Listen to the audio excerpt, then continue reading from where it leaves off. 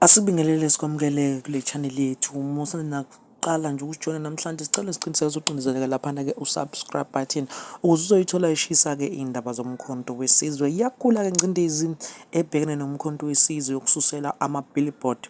Namhlanje ke sizothinta udaba lokuthi ke umkhonto wesizwe uphinde wasuselwa enye i-billboard ebise Midrand eGoli, kanti ke akusiyona ke uqala lokho billboard, ikhona enye eyayise Greytown nayo ke salipublisha ke udaba la kule channel lokuthi ke nayo leyo billboard yasuswa. Lena ke isuswe emini ibe ilanga libalele lapho ke bethi khona ke umkhonto wesizwe uyifake ngokungemthetho yona ke le billboard. Awukuzwe ke nangu ke uMMMC wakhona ke laphana ke eJohannesburg echaza ukuthi ke ulususelane ibhodi lomkhonto wesizwe.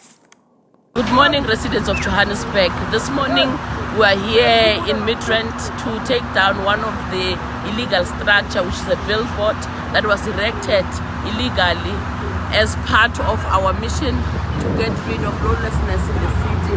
We are here to take it down. We are removing it, as you can see, workers on site, and they've started with their work. We are calling upon residents to assist the city to identify more and more of the structures that are illegal.